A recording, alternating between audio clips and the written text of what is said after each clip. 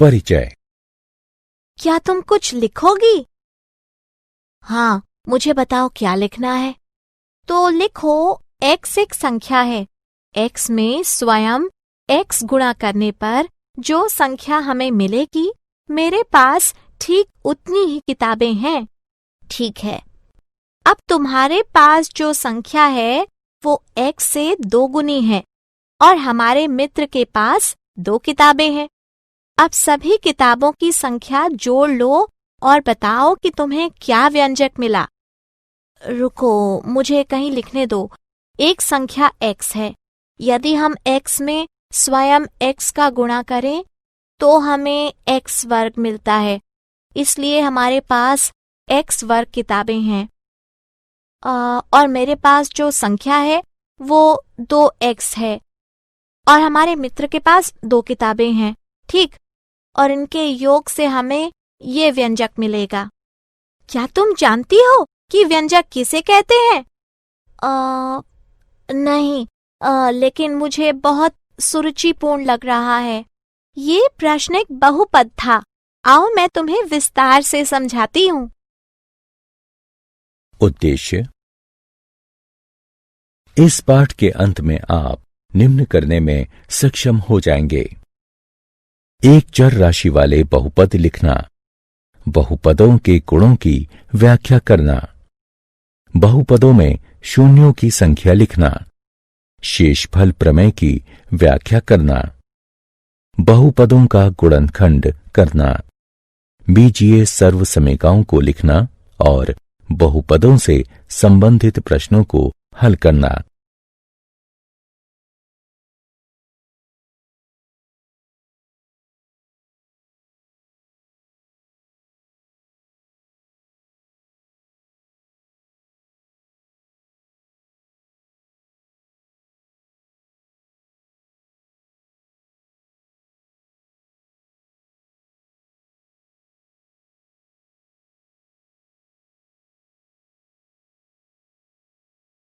एक चर राशि वाले बहुपद। एक बहुपद केवल जोड़े, घटाए या गुणा किया जा सकने वाले पदों से बनता है। एक बहुपद ऐसा दिखता है। बहुपद बहु और पद से मिलकर बना है, जिसका मतलब है कई पद। एक बहुपद में निम्नलिखित हो सकते हैं: अचर राशि जैसे 3, घटा 20 या 1/2, चर राशि जैसे x और y, घातांक जैसे y वर्ग में 2 लेकिन सिर्फ 0, 1, 2, 3 इत्यादि। एक चर राशि में बहुपद वह बहुपद होता है जिसके व्यंजक में सिर्फ एक चर राशि होगी, जैसे 2x वर्ग जमा x, y की घात 3 जमा y जमा 1 इत्यादि। परिभाषाएं। पद बहुपद y वर्ग जमा 4y बहुपद में y वर्ग और 4y इसके पद हैं। बहुपद ठीक ऐसे ही 3x का वर्ग जमा 2x जमा 8 में 3 पद 3x वर्ग 2x और 8 हैं। गुणांक। किसी भी चर राशि के ठीक पहले आने वाली संख्या उसका गुणांक होती है। उदाहरणार्थ 2x में 2 गुणांक है। बहुपद में बहु का तात्पर्य कई से है, हालांकि छोटे बहुपदों के अपने भिन्न नाम हो सकते हैं। किसी एक पद के बहुपद जैसे 2x या 4x वर्ग को एक पद भी कहा जा सकता है। 2 पदों वाले बहुपद जैसे 2x जमा y या x वर्ग घटा 4 को द्विपद भी कहा जा सकता है। 3 पदों वाले बहुपद जैसे 2x जमा y जमा z या x की घात 4 जमा 4x वर्ग घटा 4 को त्रिपद भी कहा जा सकता है। अंश। बहुपद के किसी भी व्यंजक के सबसे बड़े घातांक को उस बहुपद का अंश कहते हैं। किसी भी बहुपद का अंश जानने के लिए आपको उसका सबसे बड़ा घातांक निकालना होगा।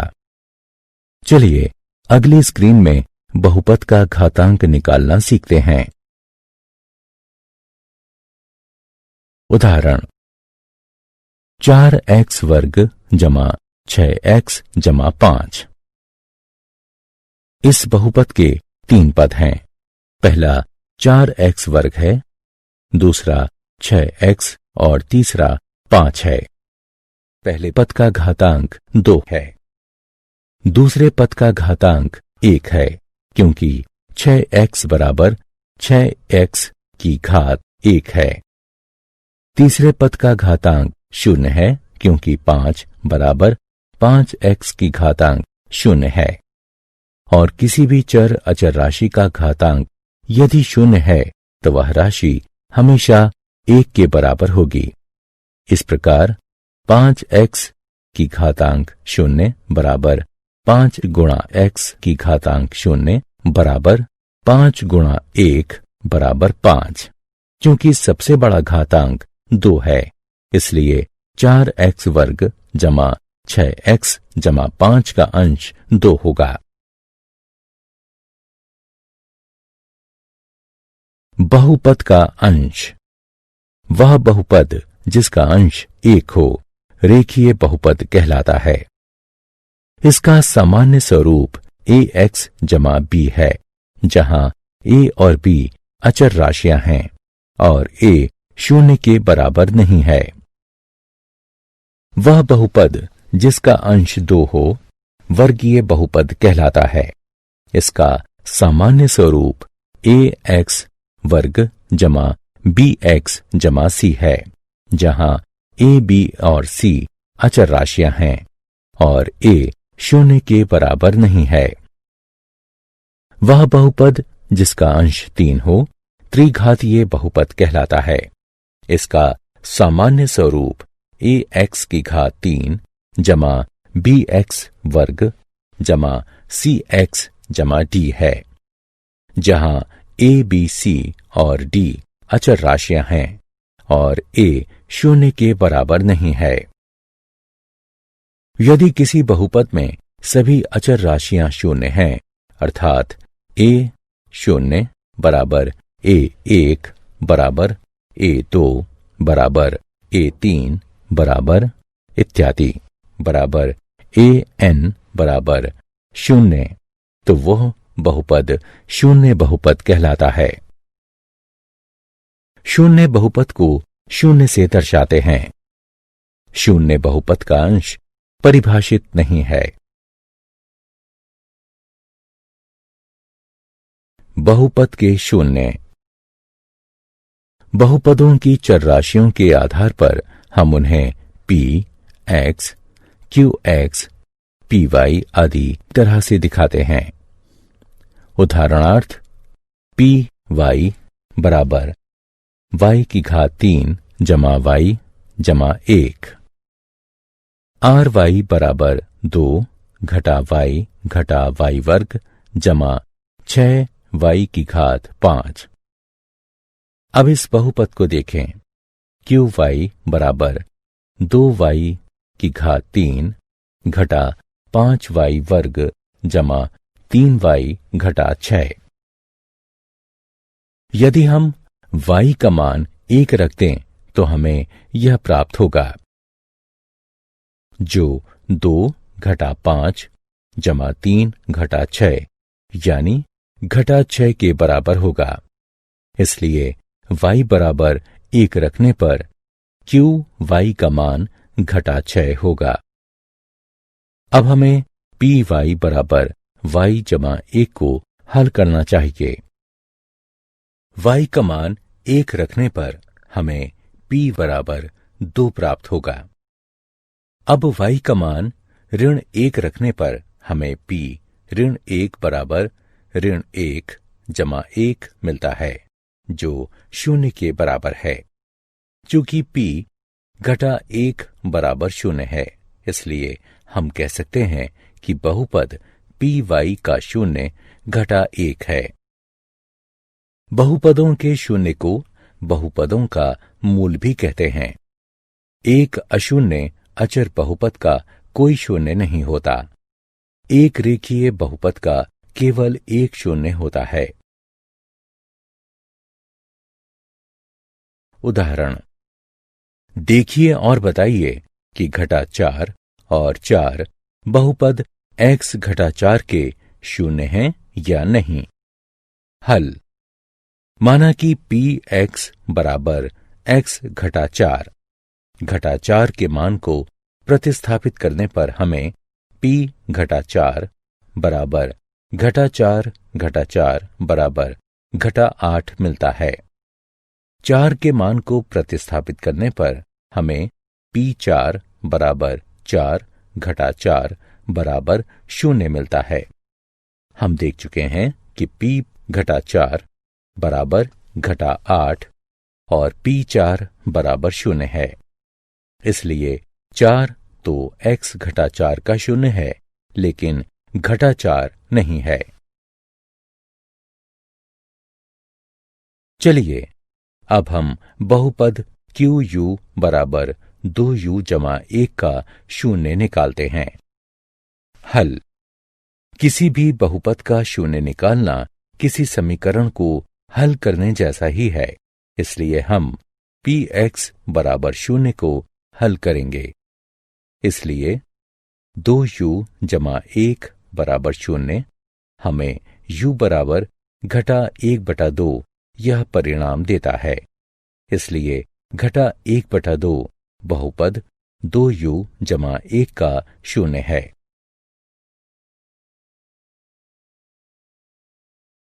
शेषफल प्रमेय। अंकगणित में हम कैसे भाग देते थे यह हमें याद है।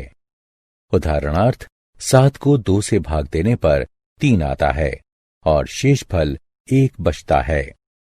भाग के प्रत्येक हिस्से का एक नाम है। भाज्य, भाजक, भागफल, शेषफल।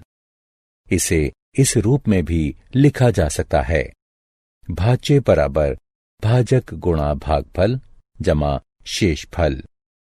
ठीक इसी तरह हम बहुपदों को भी विभाजित कर सकते हैं।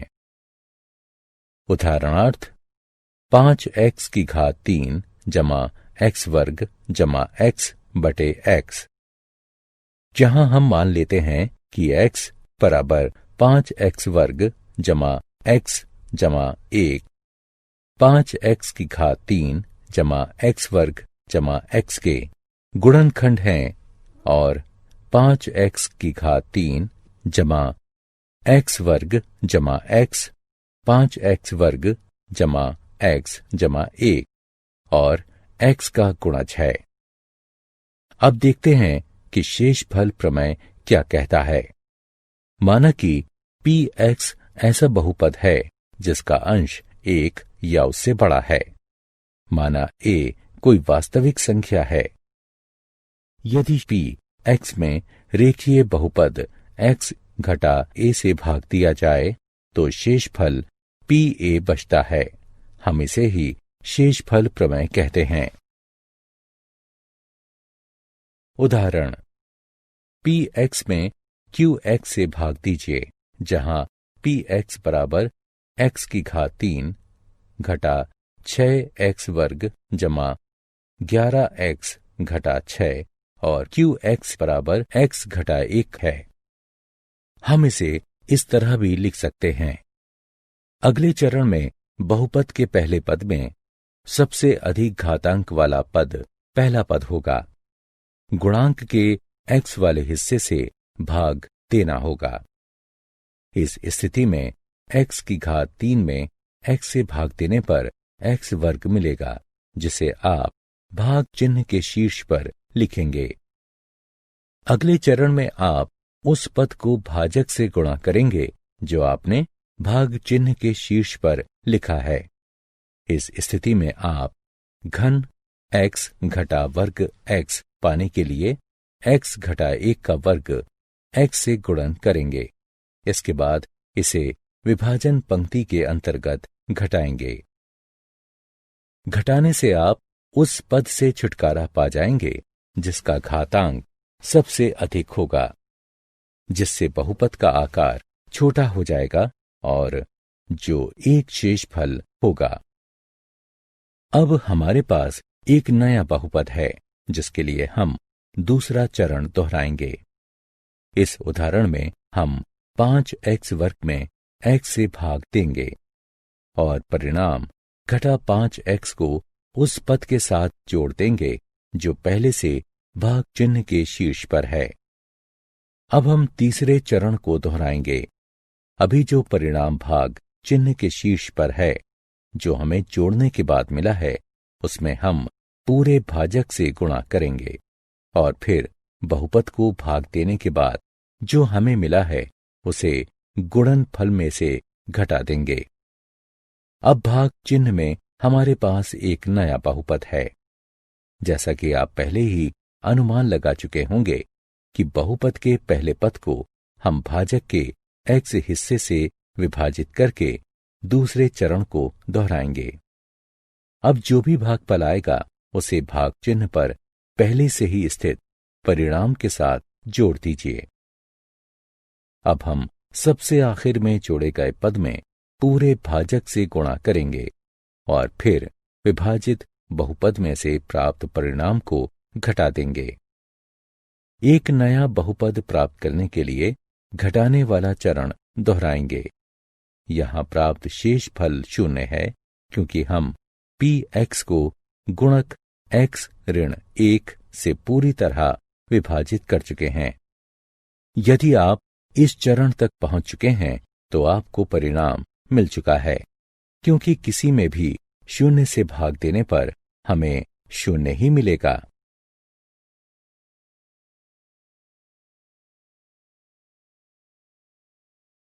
दो x की घात 4 जमा x की घात 3 घटा x वर्ग जमा x जमा 3 में x घटा 1 से भाग देने पर शेष फल क्या होगा? हल। यहां px बराबर 2x की घात 4 जमा x की घात 3 घटा x वर्ग जमा x जमा 3 और x घटा 1 का 0 1 है। इसलिए p1 बराबर 2 1 की घात 4 जमा 1 की घात 3 घटा 1 वर्ग जमा 1 जमा 3 बराबर 6। इसलिए शेषफल प्रमेय के अनुसार 2x की घात 4 जमा x की घात 3 घटा x वर्ग जमा x जमा 3 में x घटा 1 से भाग देने पर शेषफल 6 होगा।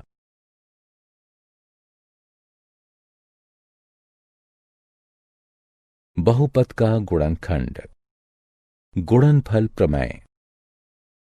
यदि px एक बहुपद है जिसका अंश n बड़ा है 1 से, जहां n बराबर 1 है और a कोई भी वास्तविक संख्या है, तो यदि p a बराबर 0 है तो x घटा a px का एक गुणनफल होगा और यदि x घटा a px का गुणनफल है तो pa बराबर 0 होगा।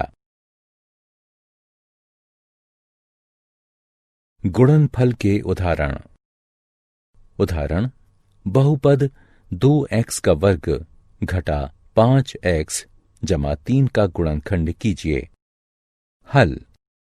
माना f(x) बराबर 2x वर्ग घटा 5x जमा 3 है। चलिए प्रयत्न और त्रुटि विधि द्वारा x बराबर 1 की जांच करते हैं।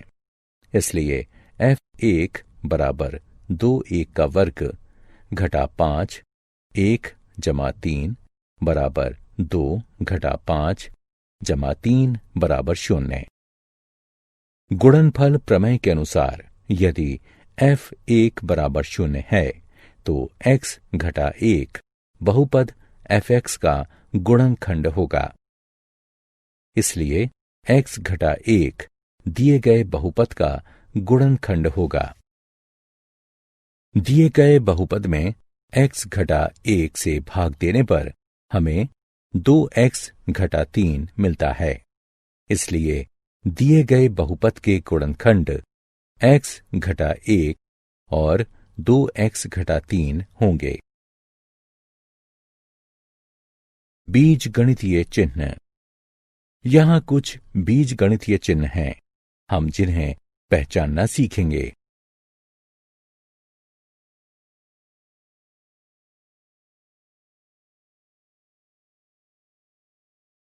उदाहरण, सीधा सीधा गुणा किए बिना 107 गुणा 104 का मान बताइए।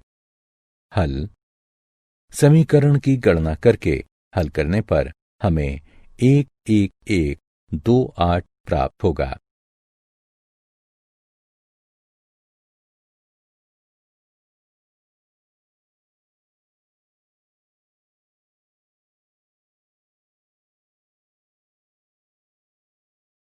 क्या आप जानते हैं, बहुपदीय गुणनखंड के वास्तविक शून्यों की संख्या बहुपद के अंश से अधिक नहीं होती।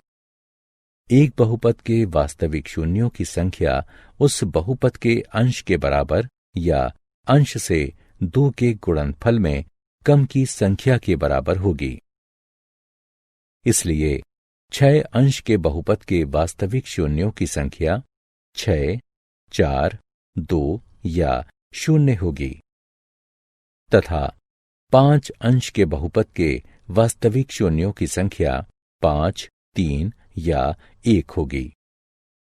विषम अंश के सभी बहुपदों का कम से कम एक वास्तविक शून्य होता है।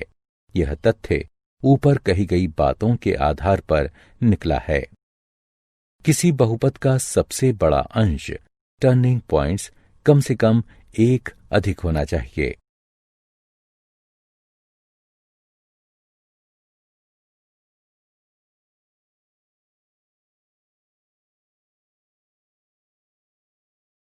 सारांश।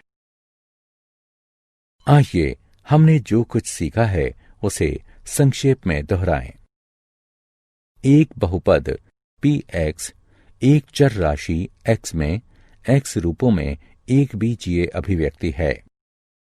px बराबर an xn जमा an घटा 1 x की घात n घटा 1 जमा इत्यादि जमा a2 x वर्ग जमा a1 x जमा a0, जहां a0, a1, a2 इत्यादि an अचर राशियां हैं और an जो बराबर नहीं है 0 के।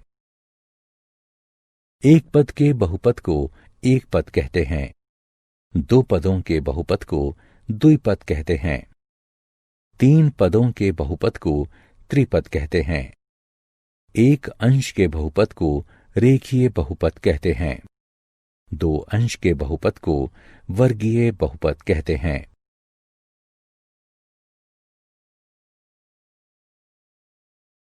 तीन अंशों के बहुपद को त्रिघातीय बहुपद कहते हैं। यदि pa बराबर 0 है तो एक वास्तविक संख्या a एक बहुपद px का 0 होगी। इस स्थिति में a समीकरण px बराबर 0 का मूल कहा जाता है। एक चर राशि वाले हर रेखीय बहुपद का एक विशिष्ट 0 होता है। एक अचर राशि जो 0 नहीं है, इसके बहुपद का कोई 0 नहीं होता और हर वास्तविक संख्या का 0 बहुपद का एक 0 है। शेषफल प्रमेय। px कोई बहुपद है जिसका अंश 1 या उससे बड़ी कोई भी वास्तविक संख्या है। यदि px में रेखीय बहुपद x घटा a से भाग दिया जाए तो शेषफल pa बचता है। गुणनफल प्रमेय।